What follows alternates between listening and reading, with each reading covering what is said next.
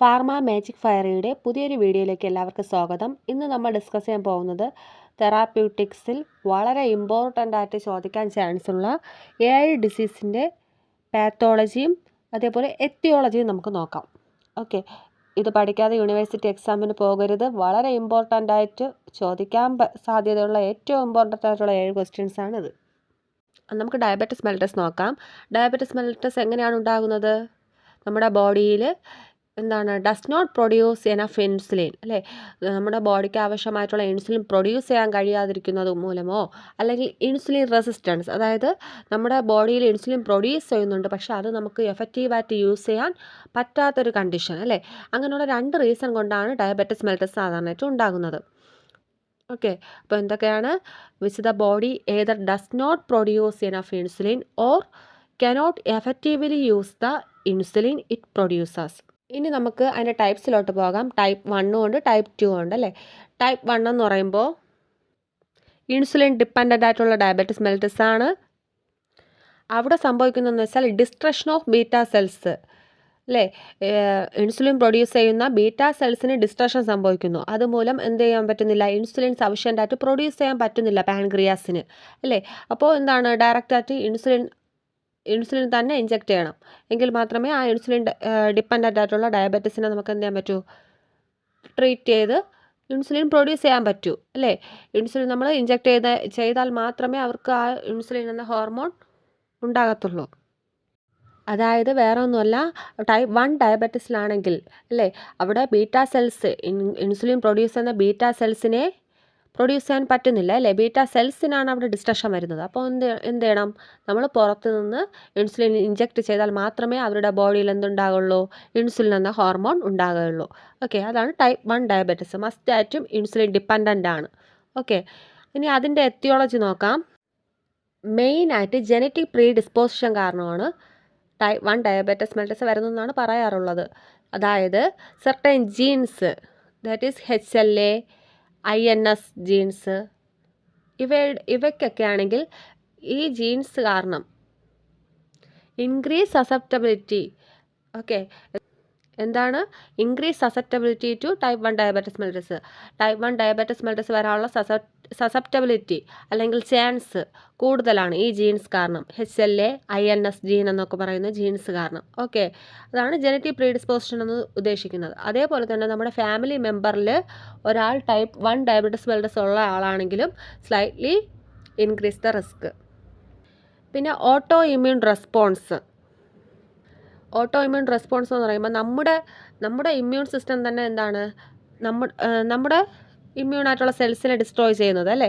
വേറെ immune system targets and destroy beta cells. ഇവിടെ വരുമ്പോൾ സെൽസിനെയാണ് ബീറ്റാ സെൽസിനെ ഡിസ്ട്രോയ് ചെയ്യുന്നത് കൊണ്ട് എന്ത് ചെയ്യാൻ പറ്റുന്നില്ല? സഫിഷ്യൻ്റ് ആയിട്ടുള്ള ഇൻസുലിൻ പ്രൊഡ്യൂസ് ചെയ്യാൻ പറ്റുന്നില്ല. ഓക്കെ, പിന്നെ സർട്ടൈൻ എൻവിയോൺമെൻറ്റൽ ഫാക്ടേഴ്സ് പറയാം. അതായത് സർട്ടൈൻ വൈറൽ ഇൻഫെക്ഷനൊക്കെ കാരണവും അതിൻ്റെ ട്രിഗറായിട്ടും ഡയബറ്റിസ് വരാനുള്ള ചാൻസ് ഉണ്ട്. That is moms, measles, cytomegalo virus എന്നൊക്കെയാണ് പറയാറുള്ളത്. അപ്പോൾ ഇത്രയാണ് ഈ 3 പോയിൻ്റാണ് മെയിനായിട്ട് നമ്മൾ എത്തിയോളജിയിൽ എഴുതേണ്ടത്. ഏതാണ്? ഫസ്റ്റ് വളരെ ഇമ്പോർട്ടൻ്റ് ആയിട്ടുള്ള ജനറ്റിക് പ്രീ ഡിസ്പോസിഷൻ്റെ കാര്യം എഴുതണം. പിന്നെ ഫാമിലി മെമ്പേഴ്സിൽ ഒരു മെമ്പറിനെങ്കിലും ടൈപ്പ് 1 ഡയബറ്റിസ് ഉണ്ടെങ്കിൽ സ്ലൈറ്റ്ലി ഇൻക്രീസ് ദ റിസ്ക്. പിന്നെ ഓട്ടോ ഇമ്മ്യൂൺ റെസ്പോൺസ്, അല്ലേ? അവർ immune system mistakenly destroy beta cells.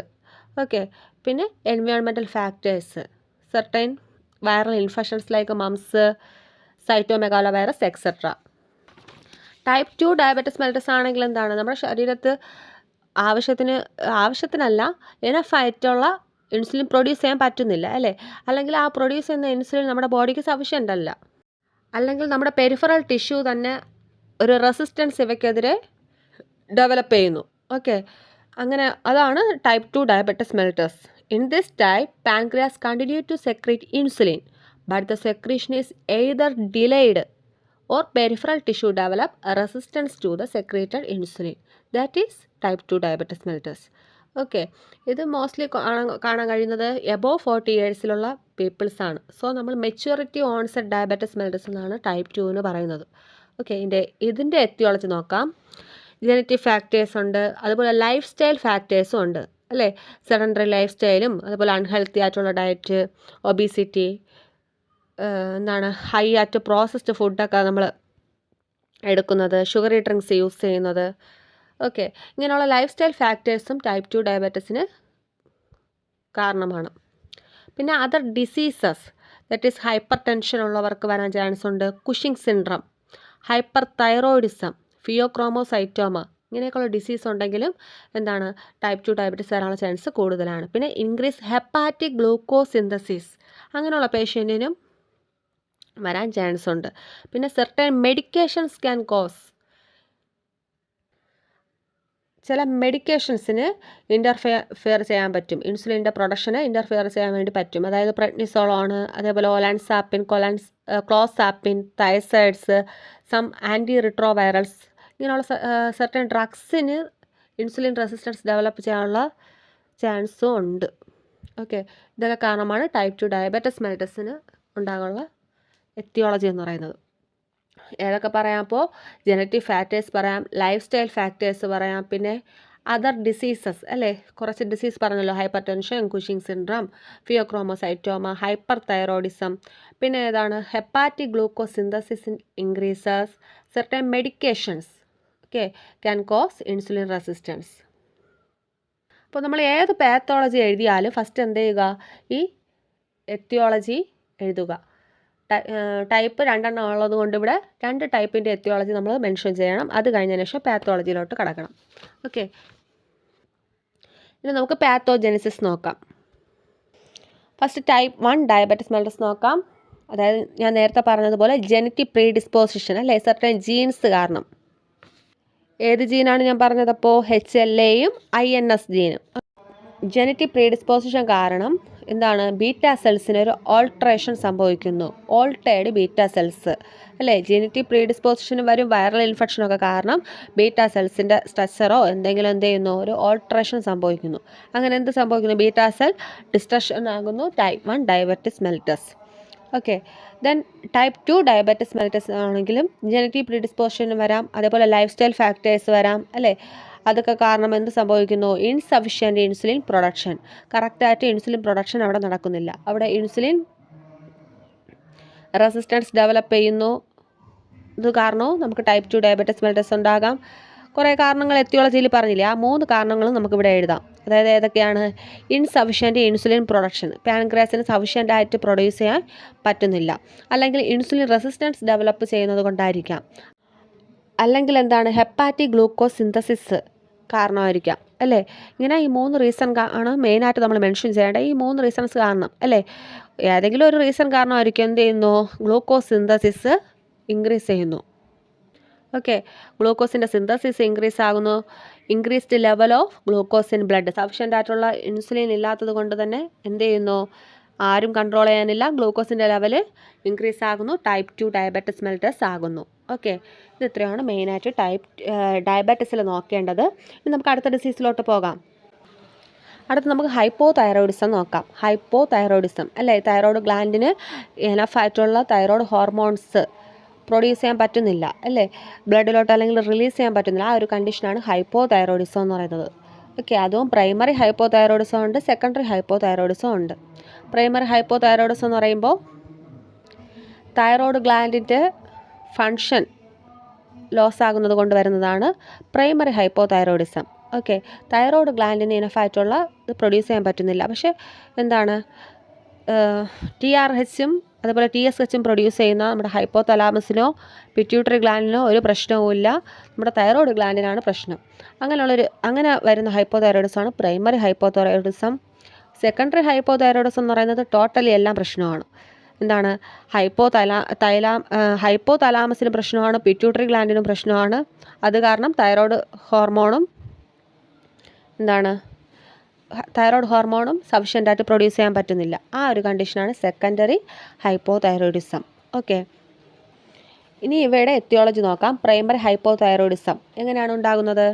Hashimoto's thyroiditis. Okay, Hashimoto's thyroiditis, that is thyroid gland become under active ആകുന്നു. ഒരു ഓട്ടോഇമ്യൂൺ ഡിസോർഡറാണ്. മിസ്റ്റേക്കൺലി നമ്മുടെ ഇമ്മ്യൂൺ സിസ്റ്റം തന്നെ തൈറോയ്ഡ് ഗ്ലാൻഡിനെ അറ്റാക്ക് ചെയ്ത് chronic ആയിട്ടുള്ള ഇൻഫ്ലമേഷനും eventually causes hypothyroidism. Okay. Then usage of radioactive iodine, especially radioactive iodine 131, അത് use ചെയ്യുന്നത് കാരണം എന്ത് സംഭവിക്കാം? പ്രൈമറി ഹൈപ്പോതൈറോയിഡിസം ഉണ്ടാകാം. പിന്നെ തൈറോയിഡക്ടമി, തൈറോയ്ഡ് ഗ്ലാൻഡ് റിമൂവ് ആക്കിയ ഒരു പേഷ്യൻറ്റിനും എന്താണ് ചിലപ്പോൾ പ്രൈമറി ഹൈപ്പോതൈറോയിഡിസം വരാനുള്ള ചാൻസ് ഉണ്ട്. അവർ കറക്റ്റായിട്ട് ഡ്രഗെല്ലാം കൊടുത്ത് മെയിൻറ്റെയിൻ ചെയ്യും. ചില കണ്ടീഷനിൽ എന്താണ് തൈറോയിഡക്ടമി സംഭവിച്ച പേഷ്യൻസിന് വരാൻ ചാൻസ് ഉണ്ട്. പിന്നെ ആൻറ്റി തൈറോയ്ഡ് മെഡിക്കേഷൻ ഓവർ കറക്റ്റായിട്ട് മോണിറ്റർ ഒന്നും ചെയ്യാതെ ഇങ്ങനെ ആൻറ്റി തൈറോയ്ഡ് മെഡിക്കേഷൻ ഇങ്ങനെ യൂസ് കണ്ടിന്യൂസ് ആയിട്ട് ചെയ്യുന്നവർക്കും എന്താണ് ഇതേപോലെ പ്രൈമറി ഹൈപ്പോതൈറോയിഡിസം വരാൻ ചാൻസ് ഉണ്ട്. പിന്നെ dietary iodine deficiency, subacute thyroiditis, certain medications use, lithium, amiodarone, bipolar ഡിസോർഡറിനൊക്കെ യൂസ് ചെയ്യുന്നതാണ് ലിത്തിയം. ഓക്കെ, അപ്പോൾ അങ്ങനെയൊക്കെയുള്ള മെഡിക്കേഷൻസ് യൂസ് ചെയ്യുന്നത് കാരണവും എന്ത് സംഭവിക്കാം? നമ്മുടെ ഹൈപ്പോതൈറോയിഡിസം ഉണ്ടാകുന്ന ചാൻസ് കൂടുതലാണ്. നമ്മൾ ഡയബറ്റീസിലും പറഞ്ഞു അല്ലേ, സർട്ടൻ മെഡിക്കേഷൻസ് കാരണം. ഏത് മെഡിക്കേഷൻസാണ് അവിടെ നോക്കിയത്? ഒലാൻസാപ്പിൻ, ക്ലോസാപ്പിൻ അല്ലേ. അടുത്ത സെക്കൻഡറി ഹൈപ്പോതൈറോയിഡിസം എങ്ങനെയൊക്കെ ഉണ്ടാകാം? സെക്കൻഡറി ഹൈപ്പോതൈറോയിഡിസം ഞാൻ പറഞ്ഞു പിറ്റ്യൂട്ടറി ഗ്ലാൻഡിനും അതുപോലെ തന്നെ ഹൈപ്പോതലാമസിൻ്റെയും മാൽ ഫങ്ഷൻ കാരണം ഉണ്ടാകുന്നതാണ് അല്ലേ. അതായത് പിറ്റ്യൂട്ടറി ട്യൂമേഴ്സ്, പിറ്റ്യൂട്ടറി ഗ്ലാൻഡിൽ വരുന്ന tumours, head trauma, subarachnoid haemorrhage അല്ലേ. സ്പേസിൽ ഉണ്ടായാലും എന്താണ് പിറ്റ്യൂട്ടറി ഗ്ലാൻഡിനും അതേപോലെ തന്നെ ഹൈപ്പോതലാമസിനൊക്കെ നേരെ വർക്ക് ചെയ്യാൻ പറ്റുമോ? ഇല്ല. അങ്ങനെയാണ് സെക്കൻഡറി ഹൈപ്പോതൈറോയിഡിസം ഉണ്ടാകുന്നത്. അപ്പോൾ നമുക്ക് പാത്തോജനസിസിനോട്ട് പോകാം. First primary hypothyroidism. പാത്തോജനസിസ് ഞാൻ നേരത്തെ പറഞ്ഞു, പ്രൈമറിക്ക് കോസസ് ആകുന്ന കുറേ ഡിസീസും കാരണങ്ങളും പറഞ്ഞില്ലേ. അങ്ങനെ എന്താണ് നമ്മൾ ജസ്റ്റ് പ്രൈമറി കോസസ് എന്ന് പറഞ്ഞ് ഡിനോട്ട് ചെയ്താൽ മതി. അത് കാരണം പ്രൈമറി തൈറോയിഡ് മാൽഫങ്ഷൻ ഉണ്ടാകുന്നു, low levels of thyroid hormones അല്ലേ. പക്ഷേ ഹൈപ്പോതലാമസിനും അതുപോലെ പിറ്റ്യൂട്ടറി ഗ്ലാൻഡിനും വേറെ ഒരു പ്രശ്നവും ഇല്ലാത്തതുകൊണ്ട് എന്താണ് അവ പ്രൊഡ്യൂസ് ചെയ്യുന്ന hormones, that is thyroid stimulative hormone and thyroid releasing hormone, അവയ്ക്കൊന്നും വേറെ പ്രശ്നം വരുന്നില്ല. അവയെല്ലാം എന്ത് ചെയ്യും? ഹൈ ലെവൽസ് ആയിട്ട് തന്നെ നിലനിൽക്കും. ഏതിൽ? Primary hypothyroidism.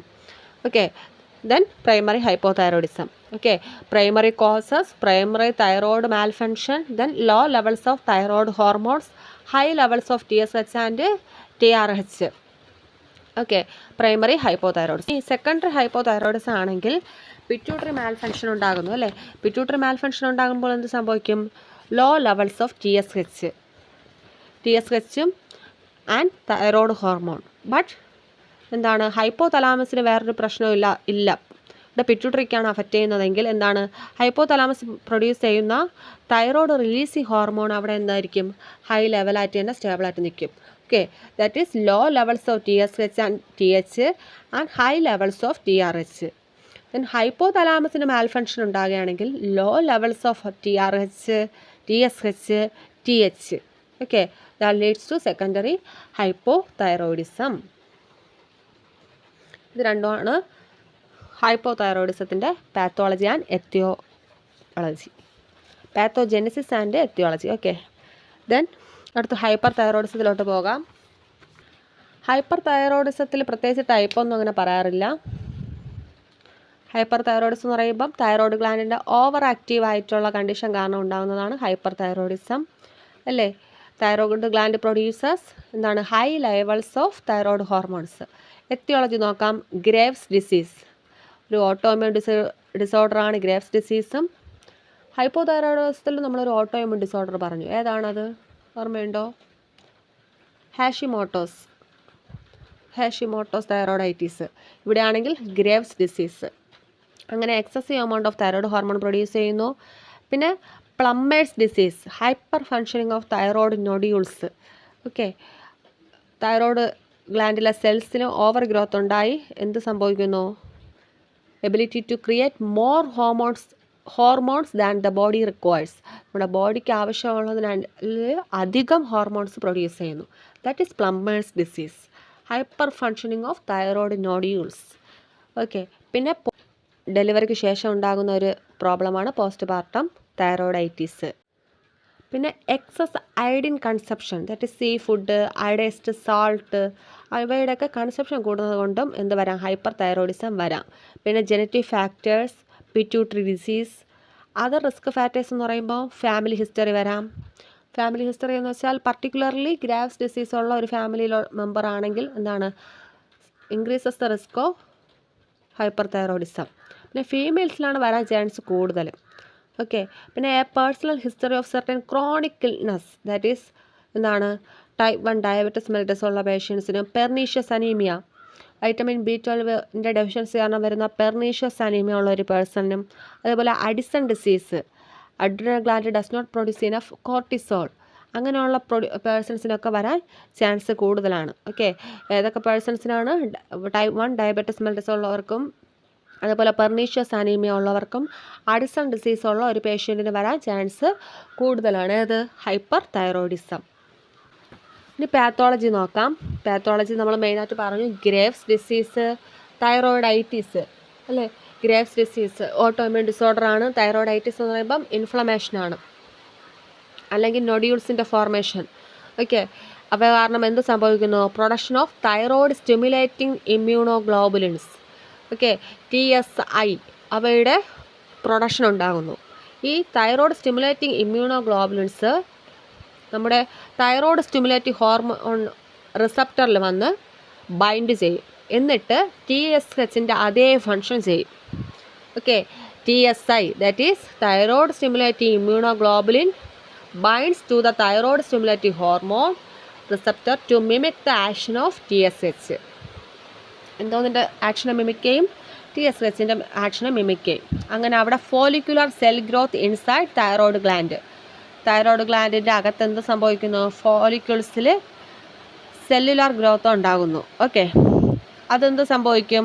Enhance the synthesis and excessive secretion of thyroid hormone. എക്സസീവായിട്ട് തൈറോയിഡ് ഹോർമോൺ സെക്രീറ്റ് ചെയ്യാൻ അത് കാരണമാകും. അങ്ങനെ ഹൈപ്പർ മെറ്റബോളിസം ഉണ്ടാകുന്നു. Increase sympathetic nervous system activity, increased thyroid hormone leads to stimulate cardiac system, tachycardia, increase cardiac output, increase blood flow. Okay, ഇവയൊക്കെ കാരണം blood flow കൂടുന്നു. പിന്നെ ചെസ്റ്റ് അല്ലേ, അതായത് ഹാർട്ടിലെ കാർഡിയാക് ഔട്ട്പുട്ടും എല്ലാം കൂടി ടാക്കികാർഡിയ എല്ലാം ഉണ്ടാകുന്നു. ഓക്കെ, അതാണ് ഹൈപ്പർ തൈറോയിഡിസത്തിൻ്റെ പാത്തോജനസിസ് അല്ലേ. അതായത് ഗ്രാവ്സ് ഡിസീസും തൈറോയിഡൈറ്റിസും കാരണം എന്താണ് TSI ഡെവലപ്പ് ചെയ്യുന്നു. ഈ TSI വന്ന് നമ്മുടെ തൈറോയ്ഡ് സ്റ്റിമുലേറ്റീവ് ഹോർമോൺ റിസപ്റ്ററിൽ ബൈൻഡ് ചെയ്യുന്നു. എന്നിട്ട് സെൽ ഗ്രോത്ത് ഉണ്ടാക്കുന്നു അല്ലേ. തൈറോയ്ഡ് ഗ്ലാൻഡിൻ്റെ അകത്തുള്ള ഫോളിക്കിൾസിലെല്ലാം സെൽ ഗ്രോത്ത് ഉണ്ടാക്കി എന്ത് ചെയ്യുന്നു? എക്സസീവായിട്ട് തൈറോയ്ഡ് ഹോർമോൺ അവിടെ സെക്രീറ്റ് ആകുന്നു. ഹൈപ്പർ മെറ്റബോളിസം ഉണ്ടാകുന്നു. സിമ്പത്തറ്റിക് നെർവസ് സിസ്റ്റത്തിൻ്റെ ആക്ടിവിറ്റിയെ ഇൻക്രീസ് ചെയ്യിപ്പിക്കുന്നു. അങ്ങനെ തൈറോയ്ഡ് ഹോർമോൺ ഓവറായിട്ട് പ്രൊഡ്യൂസ് ചെയ്യുന്നു. കാർഡിയാക് സിസ്റ്റത്തിനെ ഇതൊക്കെ അഫക്റ്റ് ചെയ്യുന്നു. നമുക്ക് COPDയിലേക്ക് പോകാം. Chronic obstructive pulmonary disorder. Okay, നമ്മുടെ ലങ്സും അതേപോലെ റെസ്പിറേറ്ററി സിസ്റ്റത്തെ ബാധിക്കുന്ന എന്താണ് ഒരു പ്രോഗ്രസീവായിട്ടുള്ള ഡിസീസ് അല്ലേ, അല്ലെങ്കിൽ ക്രോണിക് ആയിട്ടുള്ള ഒരു ഡിസീസാണ് ഇത് COPD എന്ന് പറയുന്നത്. ഓക്കെ, ഇതെങ്ങനെയാണ് ഇതെന്താണ് സംഭവിക്കുന്നത്? നമ്മുടെ ലങ്സ് എല്ലാം ഇൻഫ്ലെയിംഡ് ആകുന്നു. എയർ ഫ്ലോ എന്ത് ചെയ്യുന്നു? ഒബ്സ്ട്രക്റ്റഡ് ആകുന്നു. ഓക്കെ, ഒബ്സ്ട്രക്ഷൻസ് ഉണ്ടാകുന്നു. അപ്പോൾ ഇതിൻ്റെ എത്തിയോളജി നോക്കാം. എങ്ങനെയാണ് COPDയിലേക്ക് എത്തുന്നത് അല്ലേ. ആസ്മയാണോ COPD? അല്ലേ. ആസ്മയെക്കാളും ഭയങ്കര സീരിയസ് ആയിട്ടുള്ളൊരു ഡിസീസാണ് ഏത്? COPD. ഓക്കെ, അതിൻ്റെ എത്തിയോളജി നമ്മൾ ആസ്മയിലൊക്കെ പറയും പോലെ തന്നെയാണ്. സ്മോക്കിങ്, പിന്നെ എന്താ long term exposure to air pollutants. Okay, including dust ആകാം, കെമിക്കൽസ് ആകാം, ഫ്യൂംസ് ആകാം. പിന്നെ ഒക്യുപ്പേഷണൽ എക്സ്പോഷേഴ്സ്, ചിലരാണെങ്കിൽ പാറ പൊട്ടിക്കൽ ഇങ്ങനെയൊക്കെയുള്ള സ്ഥിരം അങ്ങനെയൊക്കെയുള്ള ജോലി ചെയ്യുന്നവർക്കും എന്താണ് ആ ഡസ്റ്റ് അലർജിയിൽ അങ്ങനെ ഡസ്റ്റുമായിട്ട് കൂടുതൽ എന്താണ് ഡസ്റ്റോ അല്ലെങ്കിൽ വേറെ അലർജൻസുമായിട്ടുള്ള എക്സ്പോഷർ കൂടുന്നത് മുഖാന്തരം COPDയിലേക്ക് ലീഡ് ചെയ്യും. പിന്നെ ജെനറ്റിക് ഡിസോർഡർ എന്ന് പറയുമ്പം α1 ആൻറ്റിട്രിപ്സിൻ ഡെഫിഷ്യൻസിയാണത്. ഓക്കെ, അതായത് α1 ആൻറ്റിട്രിപ്സിനാണ് നമ്മുടെ ലങ് ഡാമേജ് ഒന്നും ഉണ്ടാകാതെ പ്രിവെൻറ്റ് ചെയ്യുന്നത്. ഓക്കെ, ലങ് ഡാമേജ് ഒന്നും കോസ് ചെയ്യാതെ പ്രിവെൻറ്റ് ചെയ്ത് നമ്മുടെ ലങ്സിനെ പ്രൊട്ടക്റ്റ് ചെയ്യുന്ന ഒരു എൻസൈമാണ് ഇത് ആൻറ്റിട്രിപ്സിൻ. അതിൻ്റെ ഡെഫിഷ്യൻസി ഉണ്ടെങ്കിൽ നമുക്ക് എന്ത് വരാൻ ചാൻസ് ഉണ്ട്? COPD കോസ് ചെയ്യാൻ ചാൻസ് ഉണ്ട്. അതുമാത്രമല്ല respiratory infections, patients have TB, pneumonia and other respiratory disorders ഉണ്ടെങ്കിൽ എന്താണ് ഗ്രേറ്റർ ചാൻസ് ഓഫ് COPD. പിന്നെ ഏജ്, എൽഡർലി പീപ്പിളാണ് മോർ സസെപ്റ്റബിൾ, അതായത് 40+. പിന്നെ മെന്നിനാണ് കൂടുതൽ എന്താണ് COPD ഒക്കെ കാണാൻ ചാൻസ് കൂടുതൽ. ഓക്കെ, അപ്പോൾ ഇത്രയാണ് എത്തിയോളജിയിൽ പറയേണ്ടത്. Smoking, long time exposure to air pollutants including dust, chemicals, fumes, occupational exposures, genetics, that is ഏതാണ് alpha-1 antitrypsin deficiency leads to COPD, respiratory infections like TB, pneumonia, age, gender. COPD was more common in men. ഇനി നമുക്ക് പാത്തോജെനിസിസിലോട്ട് പോകാം. നമ്മൾ പറഞ്ഞ പോലെ സ്മോക്കിങ്ങോ air pollutions ആകാം, അല്ലെങ്കിൽ alpha-1 ആൻറ്റിട്രിപ്സിൻ ഡെഫിഷ്യൻസിയൊക്കെ കാരണം എന്ത് സംഭവിക്കാം? ക്രോണിക് ഇൻഫ്ലമേഷൻ ഉണ്ടാകുന്നു. എവിടെ? എയർവേസിൽ. ഓക്കെ, എയർവേസിൽ ക്രോണിക് ആയിട്ടുള്ള ഇൻഫ്ലമേഷൻ ഉണ്ടാകുന്നു. അപ്പോൾ എന്ത് സംഭവിക്കും? ഇൻഫ്ലമേഷൻ ഉണ്ടാകുമ്പോൾ ഓട്ടോമാറ്റിക്കായിട്ട് മാക്രോഫാജസ് ആക്റ്റീവ് ആകും അല്ലേ? മാക്രോഫാജസും ന്യൂട്രോഫിൽസും എല്ലാം ആക്റ്റീവ് ആകും ഇൻഫ്ലമേഷൻ കുറയ്ക്കാൻ വേണ്ടിയിട്ട്. എന്നിട്ട് അവ എന്ത് റിലീസ് ചെയ്യും?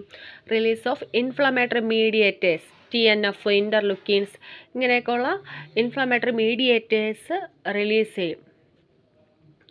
അങ്ങനെ അവിടെ ഓക്സിഡേറ്റീവ് സ്ട്രെസ്സും അതേപോലെ imbalance of protease, anti protease enzyme.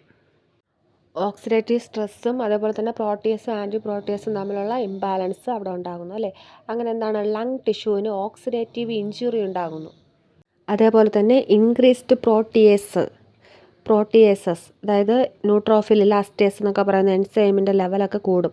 ആ ന്യൂട്രോഫിൽ ഇലാസ്റ്റേസ് ആണ് ഡിസ്ട്രക്ഷൻ ഓഫ് ആൽവിയോലർ വാൾസ് ഒക്കെ കോസ് ചെയ്യുന്നത്. ഓക്കെ, ലങ് ടിഷ്യൂസിനൊക്കെ ഇല്ലാതാക്കുന്ന ഒരിതാണ് ന്യൂട്രോഫിൽ ഇലാസ്റ്റേസ്. അതിൻ്റെയൊക്കെ അളവെന്ത് കൂടുന്നു. ഡിക്രീസ്ഡ് ആൻറ്റി പ്രോട്ടിയേസസ്, ആ ഇൻഫ്ലമേഷനൊക്കെ കുറയ്ക്കുന്ന എന്താണ്? alpha-1 ആൻറ്റിട്രിപ്സിൻ പോലെയുള്ള ആൻറ്റി പ്രോട്ടിയേസസിൻ്റെ ലെവലിനെ കുറച്ച് കളയുന്നു. ഓക്കെ, അങ്ങനെ structural change in lung disease ഇതെല്ലാം കൂടെ ആക്കുമ്പോൾ എന്ത് സംഭവിക്കും? അതായത് ഓക്സിഡേറ്റീവ് ഇഞ്ചുറിയും അതേപോലെ തന്നെ ന്യൂട്രോഫിൽ ഇലാസ്റ്റേസിൻ്റെ പ്രൊഡക്ഷനും ഇതെല്ലാം വരുമ്പോൾ നമ്മുടെ ലങ് ടിഷ്യൂസിൻ്റെ സ്ട്രക്ചർ തന്നെ എന്ത് ചെയ്യുന്നു? ചേഞ്ച് ആകുന്നു. Increased mucus production, decreased mucus clearance, അതിനോടൊപ്പം എയർവേ നാരോയിഡ് ആകുന്നു. അതേപോലെ fibrosis, that is chronic bronchitis, inflammation ഉണ്ടാകുന്നു. ആൽവിയോളർ വാൾ അങ്ങനെ എന്ത് ചെയ്യുന്നു? ഡിസ്ട്രക്ഷൻ സംഭവിക്കുന്നു, ദാറ്റ് ഈസ് എംഫൈസീമ. ഓക്കെ, അങ്ങനെ ഗ്യാസ് എക്സ്ചേഞ്ച് അബ്നോർമാലിറ്റീസ് ലീഡ് ചെയ്യുന്നു. ഹൈപ്പോക്സിയ, ഓക്സിജൻ്റെ ലെവൽ കുറയുന്നു. ഹൈപ്പർ കാപ്നിയ, കാർബൺ ഡൈ ഓക്സൈഡിൻ്റെ ലെവൽ കൂടുന്നു. Chronic cough, sputum production, dyspnoea, shortness of ബ്രീത്തിനെയാണ് ഡിസ്നിയ എന്ന് പറയുന്നത്. Wheezing, chest tightness, then COPD. അങ്ങനെ COPDയിലോട്ട് എത്തുന്നു. ഓക്കെ, അപ്പോൾ സ്മോക്കിങ്ങും എയർ പൊല്യൂഷൻ, alpha-1 ആൻറ്റിട്രിപ്സിൻ ഡെഫിഷ്യൻസി കാരണം എയർവേസ് എല്ലാം എന്താണ്? ക്രോണിക് ഇൻഫ്ലമേഷൻ ഉണ്ടാകുന്നു. അങ്ങനെ മാക്രോഫാജസ് ന്യൂട്രോഫിൽസും ഒക്കെ ആക്ടിവേറ്റ് ആയിരുന്നു. ഇൻഫ്ലമേറ്ററി മീഡിയേറ്റേഴ്സ്, TNF, ഇൻ്റർലുക്കീൻസ്, അതേപോലെ ന്യൂട്രോഫിൽ എലാസ്റ്റേസ് ഇതെല്ലാം എന്ത് ചെയ്യുന്നു? ഉണ്ടാകുന്നു. അങ്ങനെ അവിടെ ഓക്സിഡേറ്റീവ് സ്ട്രെസ് ഉണ്ടാകുന്നു. പ്രോട്ടിയേസും ആൻറ്റി പ്രോട്ടിയേസും, പ്രോട്ടിയേസ് എന്ന് പറഞ്ഞാൽ ഇൻഫ്ലമേഷനും അതേപോലെ തന്നെ നമ്മുടെ ആൽവിയോലാറിലുള്ള ടിഷ്യൂസിനെയൊക്കെ ഡാമേജ് വരുത്തുന്ന ന്യൂട്രോഫിൽ ഇലാസ്റ്റേസിനെയൊക്കെ പ്രൊഡ്യൂസ് ചെയ്യുന്നതാണ് പ്രോട്ടിയേസ്. ആ പ്രോട്ടിയേസും ആൻറ്റി പ്രോട്ടിയേസ് തമ്മിലുള്ള ഇംബാലൻസ് ഉണ്ടാകുന്നു. That causes oxidative injury to lung tissue, increased proteases, decreased anti proteases. That leads to structural change in lung, that increase mucus production, mucus clearance, airway narrowed ആകുന്നു. Alveolar wall destructed ആകുന്നു. പിന്നെ എന്താണ്? Gas exchange abnormal ലെവലിലേക്ക് lead ചെയ്യുന്നു. Hypoxia, hypercapnia, chronic cough, sputum production, dyspnoea, wheezing, chest tightness ഇവയെല്ലാം അനുഭവപ്പെടുന്നതാണ് COPD യുടെ pathogenesis. Okay, പെർസിസ്റ്റൻ്റായിട്ട് ആർട്ടീരിയൽ ബ്ലഡ് പ്രഷർ ഇൻക്രീസ് ചെയ്യുന്നതിനാണ് ഹൈപ്പർ ടെൻഷൻ എന്ന് പറയുന്നത്. ഒരുപാട് സ്റ്റേജും അങ്ങനെയുള്ള ടൈപ്സും എല്ലാം ഉണ്ട്. പക്ഷെ ഞാൻ അങ്ങോട്ട് കിടക്കുന്നില്ല. നേരെ നമുക്ക് എത്തിയോളജിയിലേക്ക് പോകാം. എത്തിയോളജിയിൽ പോകുന്നതിന് മുമ്പ് ടൈപ്സ് ജസ്റ്റ് ഒന്ന് നോക്കാം. പ്രൈമറി ഹൈപ്പർ ടെൻഷൻ ഉണ്ട്, അതേപോലെ സെക്കൻഡറി ഹൈപ്പർ ടെൻഷൻ ഉണ്ട്. പ്രൈമറി ഹൈപ്പർ ടെൻഷൻ എന്ന് പറയുമ്പം മോസ്റ്റ് കോമൺലി കാണുന്ന ഒരു ടൈപ്പാണ്. അതായത് combination of genetic, environmental and lifestyle factors കാരണമൊക്കെ ഉണ്ടാകുന്നതാണ്. ഓക്കെ, അതിൻ്റെ എത്തിയോളജി ആണെങ്കിൽ ഫാമിലി ഹിസ്റ്ററി ആകാം, ഏജ് ആകാം അല്ലേ. സാധാരണയായിട്ട് എല്ലാവരിലും കാണപ്പെടുന്ന ഒരു ഹൈപ്പർ ടെൻഷനാണ് primary hypertension. Alcohol consumption, obesity, smoking, സ്ട്രെസ്സൊക്കെ കാരണം ഉണ്ടാകുന്നതാണ് primary hypertension. Then secondary hypertension ആണെങ്കിൽ ലെസ് കോമൺ ആണ്. അത് ഏതെങ്കിലും ഡിസോർഡേഴ്സിൻ്റെ ഭാഗമായിട്ടുണ്ടാകുന്നതാണ്. Okay, in this condition blood pressure is due to other underlying conditions, that is secondary hypertension. വേറെ ഏതെങ്കിലും ഡിസീസിൻ്റെ ഭാഗമായിട്ട് ഉണ്ടാകുന്ന hypertension, that is chronic kidney disease ഉള്ള പേഷ്യൻസിന് എപ്പോഴും ഹൈ BP ആയിരിക്കും. ഓക്കെ, അതേപോലെ ഹൈപ്പർ തൈറോയിഡിസം നമ്മൾ പറഞ്ഞു ടാക്കി കാർഡിയ അല്ലെ, ഇൻക്രീസ്ഡ് ഹാർട്ട് റേറ്റ് ആണ്. അപ്പോൾ അവിടെ എന്താണ്, BP ഇൻക്രീസ് ആകുകയാണ്. ഹൈപ്പർ തൈറോയിഡിസം ഉള്ള പേഷ്യൻസിനുണ്ടാകാം BP, അതേപോലെ ഹൈപ്പോ തൈറോയിഡിസം ഉള്ള പേഷ്യൻസിനും BP വരാനുള്ള ചാൻസ് കൂടുതലാണ്, secondary hypertension. Then Cushing syndrome, കോർട്ടിസോളിൻ്റെ ലെവൽ ഹൈ ലെവലായിട്ട് സെക്രീറ്റ് ചെയ്തുകൊണ്ടിരുന്നാലും എന്ത് ചെയ്യാം, BP വരാം. അതേപോലെ phaeochromocytoma, tumorous condition in adrenal gland. Then Conn syndrome, ആൾഡോസ്റ്റിറോണിൻ്റെ ലെവൽ ഇൻക്രീസ് ആയിക്കൊണ്ടേയിരിക്കും കോൺ സിൻഡ്രോം ആണെങ്കിൽ. ഓക്കെ, അതേപോലെ renal artery stenosis, renal artery narrowing ചെയ്താൽ അവിടെ വാസോ കൺസ്ട്രിക്ഷൻ നടന്ന് എന്ത് സംഭവിക്കും, BP കൂടും. അതുപോലെ സർട്ടൻ മെഡിക്കേഷൻസ് നമ്മൾ വേറെ ഡിസീസിലും പറഞ്ഞിട്ടുണ്ട്, ഇതുപോലെ മെഡിക്കേഷൻസ് യൂസ് ചെയ്യുന്നത് കാരണം എന്താണ് ഇൻക്രീസ് ചെയ്യുന്നത് അല്ലേ. തൈറോയിഡിൻ്റെ ഇതിലാണെങ്കിലും റേഡിയോ ആക്റ്റീവ് അയഡിനും അതേപോലെ കുറച്ച് ഡ്രഗ്സ് പറഞ്ഞെന്ന് തോന്നുന്നു, എന്താണ് അത് കാരണവും ഡിസീസ് ഇൻക്രീസ് ചെയ്യാം. ഓറൽ കോൺട്രാസെപ്റ്റീവ്സ്, ഡീകൺജസ്റ്റൻസ്, സ്യൂഡോ എഫീദ്രീനൊക്കെ ഉള്ള ഡ്രഗ് എടുക്കുകയാണെങ്കിലും ഇതേപോലെ എന്ത് സംഭവിക്കാം, സെക്കൻഡറി ഹൈപ്പർ ടെൻഷൻ വരാനുള്ള ചാൻസ് കൂടുതലാണ്. അതേപോലെ NSAID, ഇബുപ്രൂഫൻ ഇങ്ങനെയുള്ള പെയിൻ റിലീവേഴ്സ് എടുക്കുന്നവർക്കും സെക്കൻഡറി ഹൈപ്പർ ടെൻഷൻ വരാൻ ചാൻസ് കൂടുതലാണ്. Then certain antidepressants like MAO inhibitors consume ചെയ്യുന്ന പേഷ്യൻസിനും എന്താണ് സെക്കൻഡറി ഹൈപ്പർ ടെൻഷൻ വരാനുള്ള ചാൻസ് കൂടുതലാണ്. ഓക്കെ, പിന്നെ ആൽക്കഹോള് ചില പ്രഗ്നൻസി കണ്ടീഷൻസിൽ BP ഹൈ ലെവലാകാൻ ചാൻസ് കൂടുതലാണ്. BPയുടെ മെക്കാനിസം നമുക്ക് 4 രീതിയിൽ നമുക്ക് നോക്കാം. അതിലൊന്നാമത്തേതാണ് overactivation of renin, angiotensin, aldosterone system, RAS എന്നും അറിയപ്പെടും. ദെൻ രണ്ടാമത്തെ activation of sympathetic nervous system, 3 salt sensitivity, 4 stimulation of vascular endothelium. ഇതിൽ ആദ്യത്തെ നോക്കാം, overactivation of renin, angiotensin, aldosterone system. Angiotensinogen പ്ലാസ്മയിലുള്ള ഇനാക്റ്റീവായിട്ടുള്ള ഒരു പ്രോട്ടീനാണ് ആൻജിയോടെൻസിനോജൻ. അത് റെനിൻ വന്ന് ആക്ട് ചെയ്യുമ്പോൾ ആൻജിയോടെൻസിനോജൻ ഇനാക്റ്റീവ് ആയിരിക്കുന്നത് ആക്റ്റീവായി മാറും. ദാറ്റ് ഈസ് ആൻജിയോടെൻസിൻ ഫസ്റ്റ് ആകും. ഈ ആൻജിയോടെൻസിൻ ഫസ്റ്റ് ACE എന്ന് പറയുന്ന എൻസൈമിൻ്റെ ഹെൽപ്പോടുകൂടെ ആൻജിയോടെൻസിൻ സെക്കൻഡായി മാറും. ഓക്കെ, അതായത് ആൻജിയോടെൻസിൻ കൺവേർട്ടിംഗ് എൻസൈം, അതിൻ്റെ ഹെൽപ്പോടുകൂടെ ആൻജിയോടെൻസിൻ സെക്കൻഡ് ആവും. That enzyme act on adrenal കോർട്ടക്സിൽ ആക്ട് ചെയ്തിട്ട് ആൾഡോസ്റ്റിറോണിൻ്റെ ലെവൽ കൂട്ടും. അങ്ങനെ എന്ത് സംഭവിക്കും, ആൾഡോസ്റ്റിറോണിൻ്റെ ലെവൽ കൂട്ടുമ്പോൾ സോഡിയം വാട്ടർ റീഅബ്സോർപ്ഷൻ കൂടും. അങ്ങനെ ബ്ലഡ് വോളിയം കൂടുമ്പോൾ എന്ത് സംഭവിക്കും, BPയും ഓട്ടോമാറ്റിക്കായിട്ട് ഇൻക്രീസ് ആകും. ദെൻ ആൻജിയോടെൻസിൻ സെക്കൻഡ് ആണെങ്കിൽ ബ്ലഡ് വെസലിൽ ആക്ട് ചെയ്യും. Okay, act on angiotensin receptor on blood vessel and causes vasoconstriction, increase BP. Okay, ഇങ്ങനെ ഇതാണ് റാസിൻ്റെ ഓവർ ആക്ടിവേഷൻ കാരണം BP കൂടുന്നത്. Then second stimulation of vascular endothelium stimulated ആവും സർട്ടൻ എത്തിയോളജിക്കൽ കണ്ടീഷൻ കാരണം. അങ്ങനെ വാസോ ആക്റ്റീവ് സബ്സ്റ്റൻസസ് അവിടെ produce ആകുന്നു, ഗ്രോത്ത് ഫാക്ടറും ഇൻക്രീസ് ആകുന്നു, ദാറ്റ് ഈസ് എൻഡോത്തീലിയം. അങ്ങനെ പൊട്ടൻ്റ് ആയിട്ട് അവിടെ വാസോ കൺസ്ട്രിക്ഷൻ സംഭവിക്കുന്നു, ഇൻക്രീസ്ഡ് BP. ഓക്കെ, എന്താണ് നമ്മുടെ വാസ്കുലാർ എൻഡോത്തീലിയം സ്റ്റിമുലേറ്റഡ് ആകുന്നു. അങ്ങനെ അവിടെ വാസോ ആക്റ്റീവ് സബ്സ്റ്റൻസ് ഉണ്ടാകുന്നു, ഗ്രോത്ത് ഫാക്ടറിലേക്ക് എൻഡോത്തീലിയം പ്രൊഡ്യൂസ് ചെയ്യുന്നു. അങ്ങനെ എന്ത് സംഭവിക്കും, ഫാസ്റ്റായിട്ട് വാസോ കൺസ്ട്രിക്ഷൻ ഉണ്ടാകുന്നു. വാസോ കൺസ്ട്രിക്ഷൻ ഉണ്ടായാൽ BP ഇൻക്രീസ് ചെയ്യും. ഓക്കെ, ദെൻ നെക്സ്റ്റ് മെക്കാനിസമാണ് activation of sympathetic nervous system. നമ്മുടെ ബ്ലഡ് പ്രഷർ പെട്ടെന്ന് ഡ്രോപ്പ് ആകുമ്പോൾ എന്താണ് സിമ്പതറ്റിക് നെർവസ് സിസ്റ്റം ആക്ടിവേറ്റഡ് ആകും.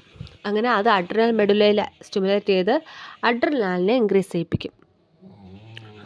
അതങ്ങനെ adrenaline carried away by preganglionic fibre postganglionic ഫൈബറിലെത്തുന്നു. പോസ്റ്റ് ഗാംഗ്ലിയോണിക് ഫൈബറിൽ നിന്ന് എന്താണ് ആക്ടോൺ ബീറ്റ റിസപ്റ്റർ ഹാർട്ടിലുള്ള ബീറ്റ റിസപ്റ്ററിൽ അതിൻ്റെ മെസ്സേജ് വരുന്നു. അങ്ങനെ ഹാർട്ട് റേറ്റ് കൂടുന്നു. Okay, then acts on alpha receptor act ചെയ്താൽ എന്ത് ചെയ്യും? പെരിഫറലി ബ്ലഡ് വെസലിൽ വന്ന് ആക്ട് ചെയ്യും. അങ്ങനെ അവിടെയും വാസോ കൺസ്ട്രിക്ഷൻ ഉണ്ടാകുന്നു, BP ഇൻക്രീസ് ആകുന്നു. β1 റിസപ്റ്ററിലാണ് ആക്ട് ചെയ്യുന്നതെങ്കിൽ എന്ത് സംഭവിക്കും? ടാക്കി കാർഡിയ ഇൻക്രീസ്ഡ് ഹാർട്ട് റേറ്റിനെ ഇൻക്രീസ് ആക്കി കളയും.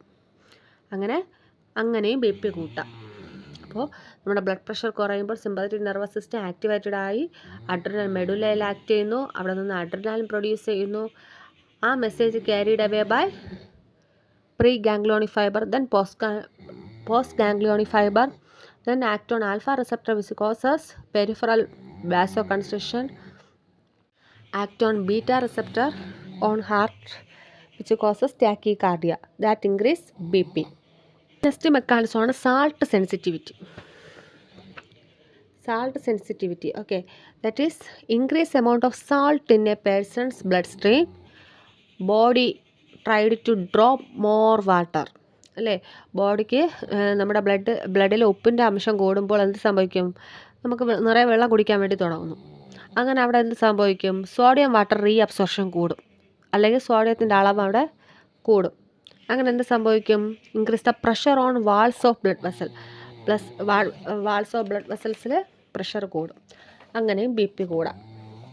ഓക്കെ, ഇത്രയും കണ്ടീഷൻസാണ് മെയിനായിട്ട് BP കൂടാനുള്ള മെക്കാനിസംസ്. ഓക്കെ, അപ്പോൾ നമ്മൾ ഹൈപ്പർ ടെൻഷനും കംപ്ലീറ്റ് ആക്കി. ഇനി ഒരു ഡിസീസും കൂടെ നോക്കാം. ദാറ്റ് ഈസ് ഹൈപ്പർ ലിപ്പിഡീമിയ അല്ലെങ്കിൽ കൊളസ്ട്രോൾ എന്ന് പറയുന്നത് എന്താണ്? Elevated level of lipids in the body. Okay, എന്താണ്? ലിപ്പിഡ്സിൻ്റെ അളവ് എലിവേറ്റഡ് ചെയ്യുന്ന ആ കണ്ടീഷനെ പറയുന്ന പേരാണ് ഹൈപ്പർ ലിപ്പിഡീമിയ. ഓക്കെ, അതിൻ്റെ എത്തിയോളജി നമുക്ക് നോക്കാം. അതും 2 ടൈപ്പ് ഉണ്ട്. പ്രൈമറി ഹൈപ്പർ ലിപ്പിഡിമിയ ഉണ്ട്, സെക്കൻഡറി ഹൈപ്പർ ലിപ്പിഡിമിയ ഉണ്ട്. പ്രൈമറി ഹൈപ്പർ ലിപ്പിഡിമിയ എന്ന് പറയുമ്പോൾ ജനറ്റിക് മ്യൂട്ടേഷൻ കാരണം ലിപ്പിഡ് മെറ്റബോളിസത്തിന് അഫക്റ്റ് ചെയ്ത് അങ്ങനെ ഉണ്ടാകുന്നതാണ് primary hyper ലിപ്പിഡിമിയ.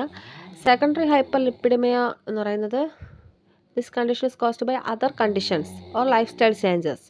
Okay, diet high intake of saturated fat, that is cheese, ഇങ്ങനെയൊക്കെയുള്ള എന്താണ് saturated fat, red meat, butter, ഇങ്ങനെയൊക്കെയുള്ള ഡയറ്റ് നമ്മൾ കൺസ്യൂം ചെയ്യുന്നത് വഴി ഉണ്ടാകാം.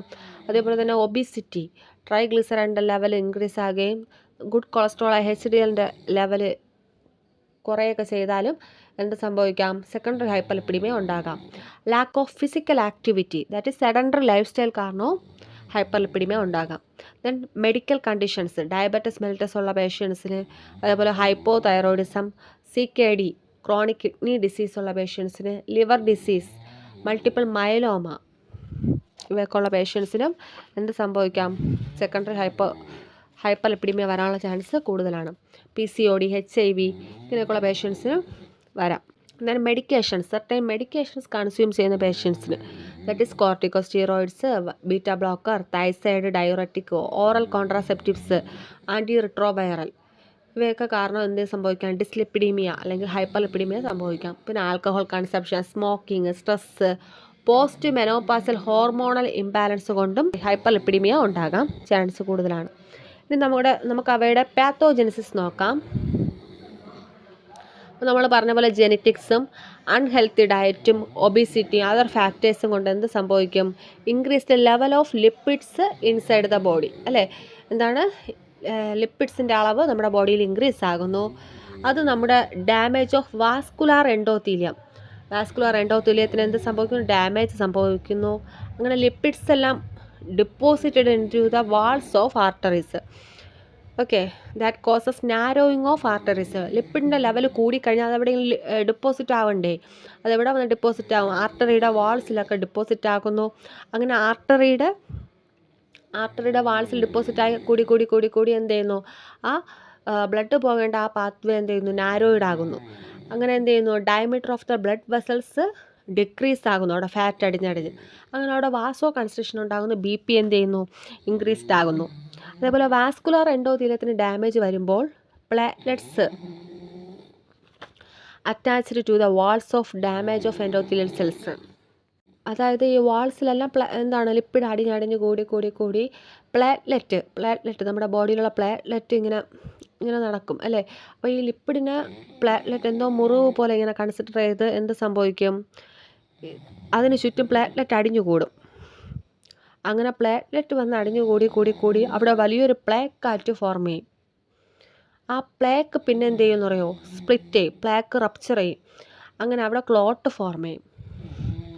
ക്ലോട്ട് എന്ത് ചെയ്യുന്നു, ഹാർട്ടിലോട്ടുള്ള ബ്ലഡ് ഫ്ലോ എല്ലാം ബ്ലോക്ക് ചെയ്യാൻ വേണ്ടിയിട്ട് ആ ക്ലോട്ട് കാരണമാകുന്നു.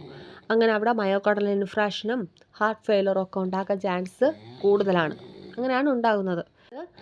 എന്താണ്, നമ്മുടെ വാസ്കുലർ എൻഡോത്തീലിയത്തിൽ ഡാമേജ് സംഭവിക്കുന്നു, അവിടെ പ്ലേറ്റ്ലെറ്റ് അടിഞ്ഞു കൂടുന്നു അല്ലേ, പ്ലാക്ക് ഫോർമേഷൻ ഉണ്ടാകുന്നു. പ്ലേറ്റ്ലെറ്റും ഈ ലിപ്പിഡും കൂടെ കമ്പൈൻ ചെയ്ത് എന്താകുന്നു, പ്ലേക്ക് ഫോർമേഷൻ ഉണ്ടാകുന്നു. അങ്ങനെ പ്ലേക്ക് തന്നെ പൊട്ടി എന്ത് ചെയ്യുന്നു, അത് ക്ലോട്ടായിട്ട് മാറുന്നു.